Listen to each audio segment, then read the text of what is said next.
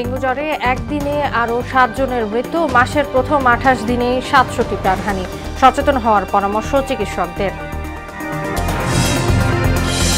Professor ইউনূসের হাত ধরে বিশ্ব মঞ্চের নতুন মর্যাদায় বাংলাদেশ। যুক্তরাষ্ট্রের সঙ্গে বহুমাত্রিক সম্পর্ক আরও জোরদার হবে বলছেন বিশেষজ্ঞরা। গণহত্যার অভিযোগে শেখ হাসিনাকে বিচারের মুখোমুখি করার আহ্বান ফখরুলের। দেশে ফেরত পাঠাতে ভারতকে চিঠি দেওয়ার দাবি। এবং দেশে এখনো বৈষম্য দূর হয়নি দাবি জামায়াত আমিরের। রাষ্ট্র সংস্কারে জাতির প্রত্যাশা বিবেচনার আহ্বান।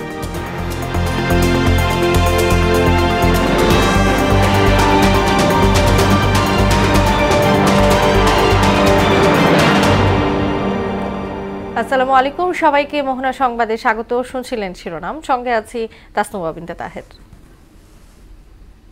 এবার বিস্তারিত।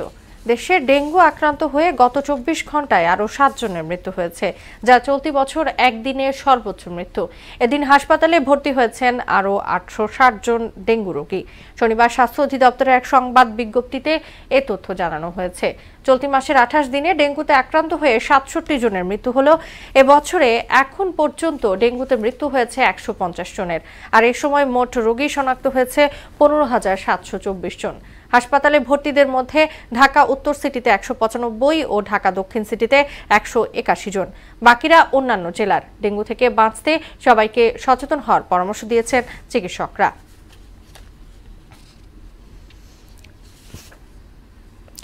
অন্তর্বর্তী সরকারের প্রধান ডক্টর মোহাম্মদ ইউনূসের হাত ধরে বিশ্বমঞ্চে নতুন এক মর্যাদায় আসীন হল বাংলাদেশ।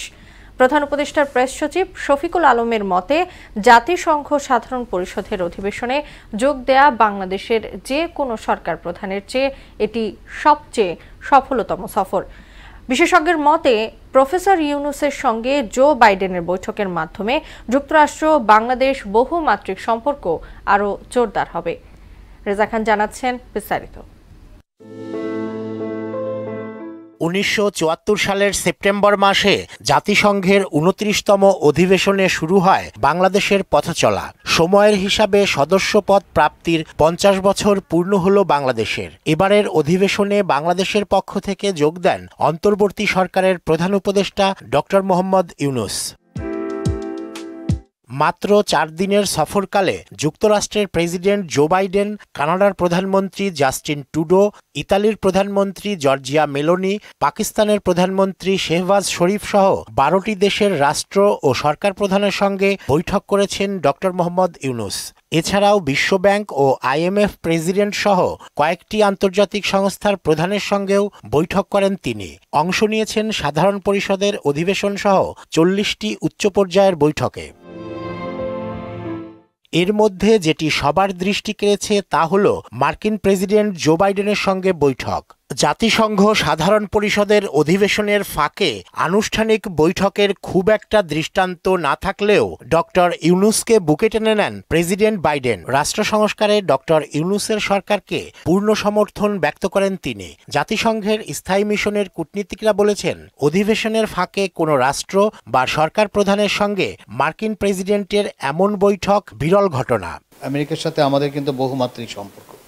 রাজনৈতিক হলে একটা ধাপ, অন্য ধাপে কিন্তু সম্পর্ক চলাচলে, এমনকি পিপল টু পিপল যে সম্পর্ক সেটা কিন্তু নষ্ট হয়নি। জাতিসংঘ অধিবেশনের আগে রোহিঙ্গা সংকট, পাচারকৃত অর্থ ফেরত আনা সহ বেশ কিছু গুরুত্বপূর্ণ বিষয়ে যুক্তরাষ্ট্র এবং যুক্তরাজ্যের মন্ত্রীদের সঙ্গে বৈঠক করেন প্রফেসর ইউনূস।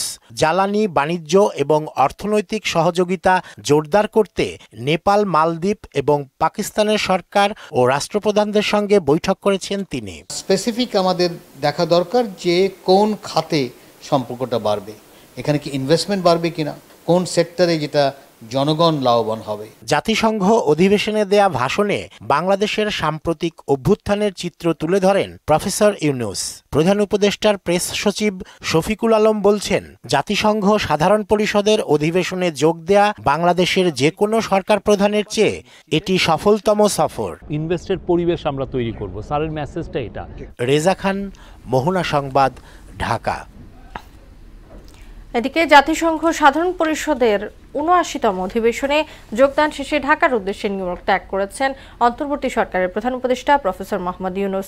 স্থানীয় সময় শুক্রবার রাতে জন এফ কেনেডি আন্তর্জাতিক বিমানবন্দর ছেড়ে আসা উড়োজাহাজটি বাংলাদেশ সময় আজ রাত 2:15টার দিকে ঢাকা শাহজালাল আন্তর্জাতিক বিমানবন্দরে অবতরণ করবে। জাতিসংঘের অধিবেশনে যোগ দিতে গত 23 সেপ্টেম্বর নিউ ইয়র্ক যান প্রফেসর ইউনূস। প্রয়োজনের তুলনায় মাত্র 1/3 জলাশয় নিয়ে ধুঁকছে রাজধানী ঢাকা। নগরীর মোট আয়তনের 10 থেকে 15% জলাশয় থাকার কথা থাকলেও আছে মাত্র 3%। এতে বিষিয়ে উঠছে পরিবেশ, নেতিবাচক প্রভাব পড়ছে মানব স্বাস্থ্যে। সংকট সমাধানে 19টি প্রকল্পের প্রস্তাব করেছে জাতিসংঘ। জলাশয় উদ্ধারে শিগগিরই ব্লু নেটওয়ার্কের ঘোষণা দিয়েছেন পরিবেশ, বন ও জলবায়ু পরিবর্তন উপদেষ্টা সৈয়দা রিজওয়ানা হাসান। আরও জানাচ্ছেন উষা ফেরদৌস। 1985 সাল থেকে 4 দশকে হারিয়ে গেছে ঢাকার 10,000 হেক্টরের বেশি জলাভূমি, খাল ও নিম্নাঞ্চল। কংক্রিটের চাপে রাজধানী ঢাকা থেকে বিলুপ্ত হয়েছে তাবৎ প্রাকৃতিক সৌন্দর্য ও ঐশ্বর্য। পরিবেশ প্রতিবেশ ধ্বংস করার মাধ্যমে বিশ্বের 173টি শহরের মধ্যে বাসযোগ্য নগরীর তালিকায় 168তম রাজধানী ঢাকা। সংকট মোকাবেলা ইউএনডিপির উদ্যোগে centre for environmental and geographical information services CEGIS 100 বছরের ঢাকার ধ্বংস হয়ে যাওয়া পরিবেশ প্রতিবেশ পুনরুদ্ধারে 19টি প্রকল্প প্রস্তাব করে। ঢাকায় 45টা ডেজিগনেটেড খাল ছিল, যার মধ্যে বর্তমানে আছে হলো 26টা। আলোচকরা বলেন 1 শতাব্দী আগের অবস্থানে কখনো ফিরে যাওয়া সম্ভব না হলেও ক্ষত কিছুটা হলেও সারানো সম্ভব। ভবিষ্যতের যে বিল্ডিংগুলো হবে সেই বিল্ডিংগুলোতে পরিবেশের দিকগুলো যেমন আছে, যেমন যত কাঠা প্লট হবে অন্তত ততগুলো গাছ যেন লাগাতে পারি। 133 থেকে 78টা প্রজাতির পাখি হয়ে গেছে। প্রধান অতিথির বক্তব্যে পরিবেশ, বন ও জলবায়ু পরিবর্তন উপদেষ্টা সৈয়দা রিজওয়ানা হাসান বলেন, ঢাকার খাল জলাশয়ের সংখ্যা নিরূপণের পর সঠিক ব্যবস্থাপনার আওতায় আনা হবে। 53 বছরে যেটাকে আমরা পরিকল্পিত উপায়ে অপরিকল্পিত উপায়ে আইনের প্রয়োগ না করে একেবারে অবসবাসযোগ্য করে দিয়েছি, সেটাকে বাসযোগ্য করাটা সহজ বা এই 1, 2, 3, 4 বছরের 5 বছরের সম্ভব তা কিন্তু আমি কোনোভাবেই মনে করছি না। কি করে একটা ব্লু নেটওয়ার্কের প্ল্যান আমরা করে ফেলতে পারি সেটা আমাদের দ্রুততম সময়ের মধ্যে করার দরকার। পরিবেশ প্রতিবেশ রক্ষায় জনগণকেও সম্পৃক্ত করার পক্ষে মত দেন তিনি। একটা খালি যদি আমার 700 কোটি টাকা যায়। উষা ফেরদৌস, মোহনা সংবাদ, ঢাকা। গণহত্যার অভিযোগে শেখ হাসিনাকে দেশে ফিরিয়ে নিয়ে বিচারের মুখোমুখি করতে অন্তর্বর্তী সরকারের প্রতি আহ্বান জানিয়েছেন বিএনপি মহাসচিব মির্জা ফখরুল ইসলাম আলমগীর। অবিলম্বে হাসিনাকে ফেরত পাঠাতে ভারতকে চিঠি দেওয়ার দাবিও জানান তিনি। এদিকে বিএনপির সিনিয়র যুগ্ম মহাসচিব রুহুল কবির রিজভী বলেছেন, প্রশাসনে আওয়ামী লীগ সরকারের দোসরদের রেখে কোনোভাবেই রাষ্ট্র সংস্কার সম্ভব নয়। আতিকুর রহমান আমিনের সহযোগিতায় আরও জানাচ্ছেন হুমায়ুন কবির। পোশাক কারখানা, ওষুধ শিল্প ও বিভিন্ন প্রতিষ্ঠানে দুষ্কৃতিকারীদের বিশৃঙ্খলা প্রতিরোধের পাশাপাশি কর্মচারীদের নিয়মিত বেতন পরিশোধের দাবিতে কোনাবাড়ী ডিগ্রি কলেজ মাঠে শ্রমিক সমাবেশের আয়োজন করে গাজীপুর জেলা ও মহানগর শ্রমিক দল। এতে অংশ নেন বিএনপি মহাসচিব মির্জা ফখরুল ইসলাম আলমগীর। প্রধান অতিথির বক্তব্যে তিনি অভিযোগ করেন, ক্ষমতা ধরে রাখতে শেখ হাসিনা রাষ্ট্র ব্যবস্থাকে ধ্বংস করেছে।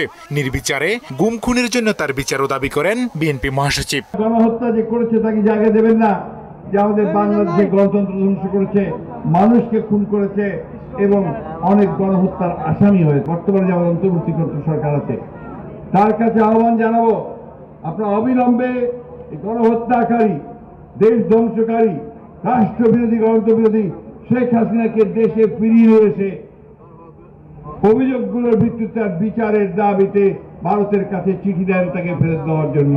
দ্রুত সংস্কার শেষ করে নির্বাচন আয়োজন করতে অন্তর্বর্তী সরকারের প্রতি আহ্বানও জানান মির্জা ফখরুল। আওয়ামী লীগ যে জঞ্জাল সৃষ্টি করেছে 15-16 বছরে, এই জঞ্জালগুলোকে দূর করে দিয়ে একটা পরিবেশ তৈরি করেন যেখানে সমস্ত রাজনৈতিক দলগুলো তারা একটা নির্বাচন করতে পারবে এবং অবাধ সুষ্ঠু নির্বাচন হবে। এদিকে রাজধানীর দক্ষিণখানে বৈষম্য বিরোধী ছাত্র আন্দোলনে পুলিশের গুলিতে নিহত জাহিদুজ্জামান তানবিনের স্মরণ সভায় অংশ নেন বিএনপির সিনিয়র যুগ্ম মহাসচিব রুহুল কবির রিজভী।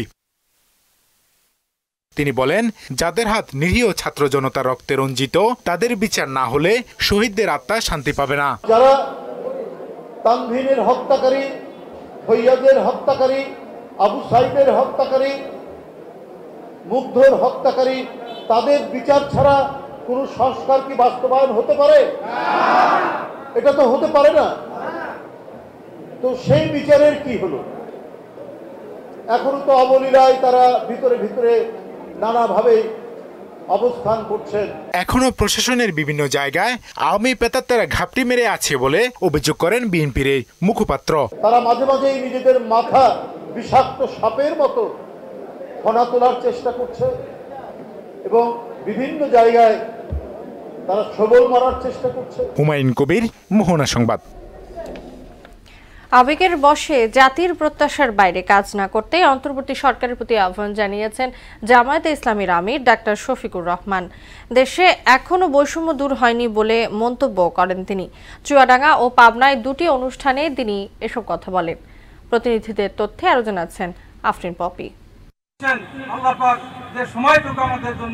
পাবনায় জামায়াতে ইসলামীর ষান্মাসিক রুকন সম্মেলনে বক্তব্য দেন দলের আমির ডাক্তার শফিকুর রহমান। বক্তব্যে তিনি বলেন, ছাত্র জনতার আন্দোলন ছিল বৈষম্যের বিরুদ্ধে, তাই 5 আগস্টের বৈপ্লবিক চেতনাকে ধারণ করে রাষ্ট্র বিনির্মাণে সবাইকে কাজ করতে হবে। এই আন্দোলন ছিল জুলুম, বঞ্চনা এবং বৈষম্যের বিরুদ্ধে। নিজেদের পাল্টানোর পর জামায়াতে ইসলামীর প্রতিটা সদস্য দেশের জন্য কাজ করবে বলেও জানান তিনি। জামায়াতে ইসলামের প্রত্যেকটি রুকন আগে নিজেকে পাল্টাবে, তারপরে এই দেশ এবং সমাজকে পাল্টাবে ইনশাআল্লাহ।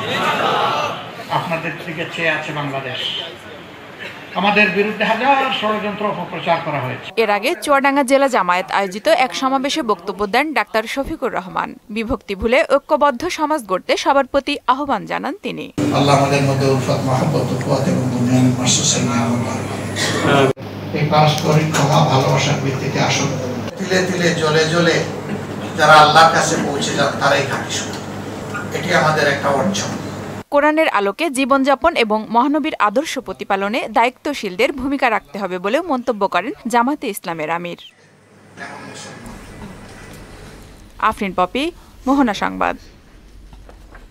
আওয়ামী লীগ সভাপতি শেখ হাসিনার ৭৮তম জন্মদিন আজ। ১৯৪৭ সালের এই দিনে গোপালগঞ্জ জেলার টুঙ্গিপাড়া গ্রামে তিনি জন্মগ্রহণ করেন। গত ১৫ বছর বাংলাদেশের প্রধানমন্ত্রী হিসেবে জাতিসংঘ অধিবেশনে যোগ দিতে নিউ ইয়র্ক থাকতেন এবং সেখানেই নেতাকর্মীদের নিয়ে জন্মদিন পালন করতেন। দেশে তার দল আওয়ামী লীগও করত নানা অনুষ্ঠান, কিন্তু এবারের প্রেক্ষাপট ভিন্ন। কোথাও নেই কোনো আয়োজন। ছাত্র জনতার অভ্যুত্থানে গত ৫ আগস্ট আওয়ামী লীগ সরকারের পতন হয়। প্রধানমন্ত্রী পদে ইস্তফা দিয়ে দেশ ছেড়ে ভারতে চলে যান শেখ হাসিনা।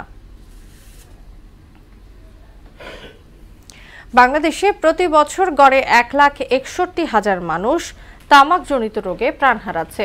বর্তমানে তামাকে আসক্তি আছে এমন প্রাপ্তবয়স্ক মানুষের সংখ্যা প্রায় ৪.৫ কোটি।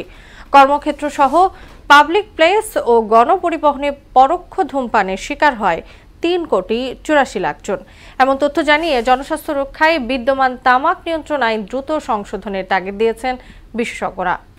শামীউজ্জামান চৌধুরীর রিপোর্ট। দেশে প্রায় ১৫ লাখ মানুষ তামাকজনিত রোগে আক্রান্ত। এসব রোগ বছরে কেড়ে নিচ্ছে ১,৬১,০০০ মানুষের প্রাণ। আর্থিক ক্ষতির বিষয়টি তো আছেই।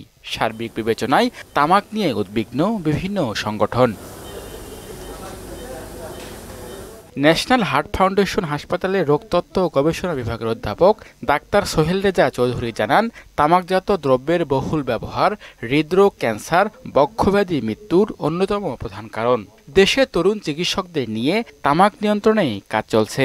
নতুন যে আইনটা হতে যাচ্ছে ওখানেও পরিষ্কারভাবে ধূমপান হাসপাতালে যেন না করে, তামাকের ব্যবহার হাসপাতাল না হয় সেটা পরিষ্কারভাবে বলা আছে। প্রত্যেকটা পেশেন্ট যারা ভর্তি হয় তাদেরকে আসলে তামাক ব্যবহার করে কিনা এটা সিস্টারে জিজ্ঞাসা করতে হয়, নার্স সিস্টার। এবং তারপরে যদি উনি স্মোকার হন তাকে অ্যাটলিস্ট 2 মিনিট বা 3 মিনিট তাকে ওই সিস্টারই কিছু বক্তব্য, কিছু অ্যাডভাইস দিতেন যে ওনার জন্য স্মোকিংটা ছেড়ে দেন। বিশেষজ্ঞরা জানান, তামাকের এসব ক্ষতি থেকে জনস্বাস্থ্যকে রক্ষার জন্য দ্রুত বিদ্যমান তামাক নিয়ন্ত্রণ আইন শক্তিশালী করতে হবে। তা না হলে তামাকজনিত অকাল মৃত্যু প্রতিরোধ করা সম্ভব হবে না। অসংক্রামক রোগে মৃত্যু হয় বাংলাদেশের প্রতি বছর প্রায় ১,৬১,০০০ মানুষের। এটা ৩০-এর কত গুণ, অনেক বেশি, ৫-৬ গুণ বেশি। তারপরে কিন্তু আমরা এতটা বেশি ভীত না, আমরা এটাকে বেশি গুরুত্ব দিতে চাই না।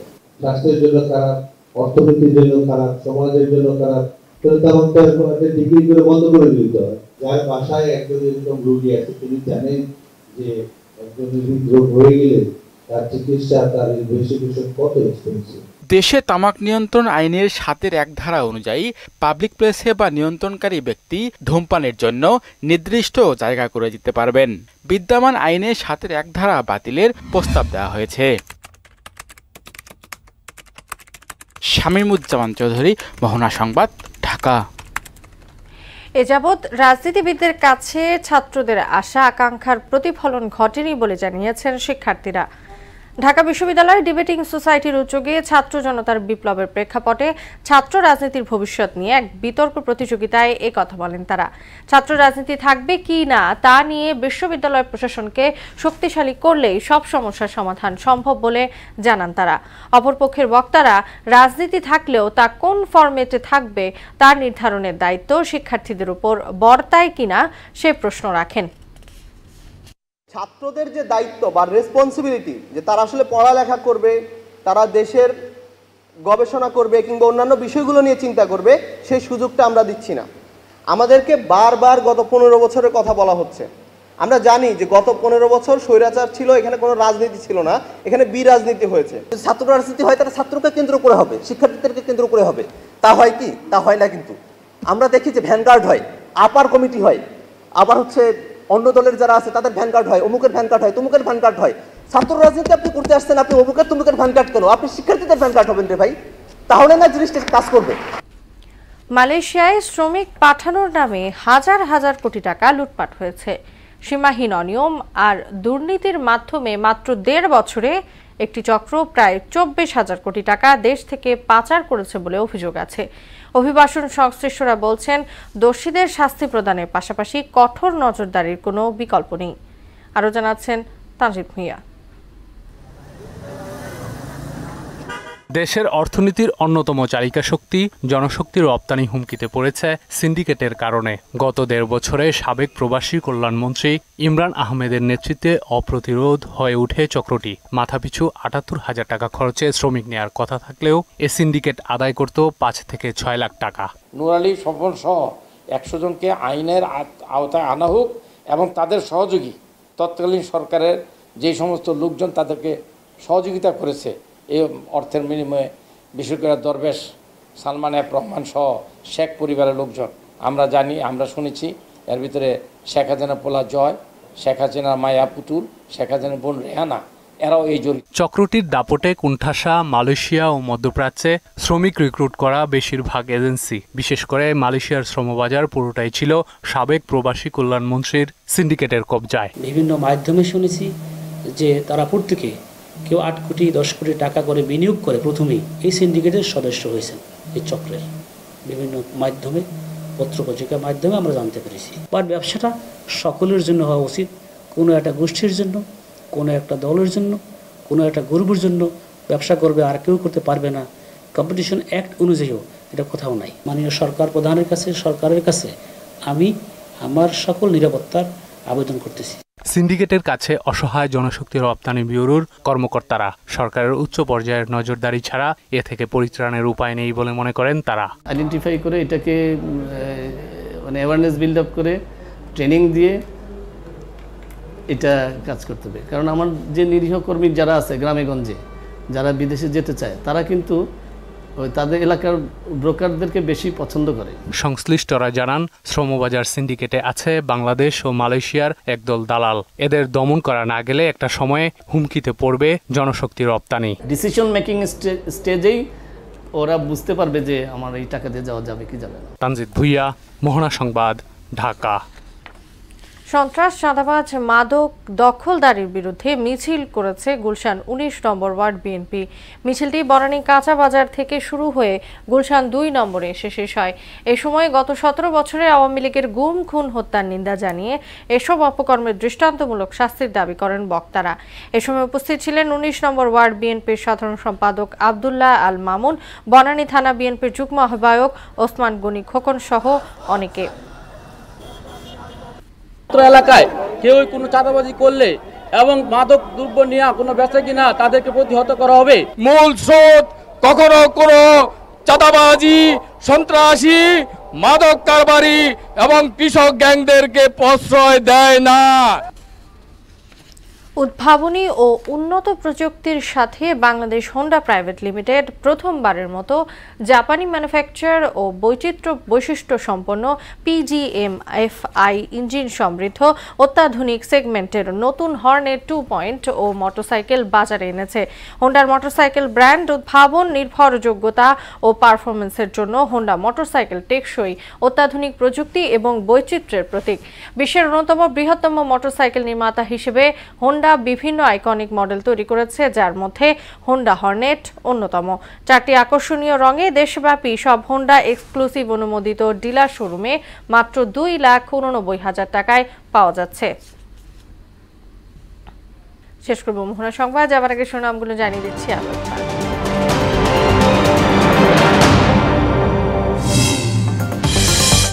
ডেঙ্গু জ্বরে একদিনে আরো 7 জনের মৃত্যু, মাসের প্রথম 28 দিনেই 67 প্রাণহানি, সচেতন হওয়ার পরামর্শ চিকিৎসকদের। প্রফেসর ইউনূসের হাত ধরে বিশ্বমঞ্চে নতুন মর্যাদায় বাংলাদেশ, যুক্তরাষ্ট্রের সঙ্গে বহুমাত্রিক সম্পর্ক আরও জোরদার হবে বলছেন বিশেষজ্ঞরা। গণহত্যার অভিযোগে শেখ হাসিনাকে বিচারের মুখোমুখি করার আহ্বান ফখরুলের, দেশে ফেরত পাঠাতে ভারতকে চিঠি দেওয়ার দাবি। এবং দেশে এখনো বৈষম্য দূর হয়নি দাবি জামায়াত আমিরের, রাষ্ট্র সংস্কারে জাতির প্রত্যাশা বিবেচনার আহ্বান।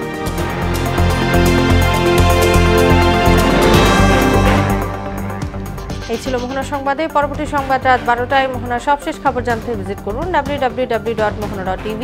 সংবাদ দেখতে পান ফেসবুক ও ইউটিউবেও। এতক্ষণ সঙ্গে থাকার জন্য সবাইকে ধন্যবাদ।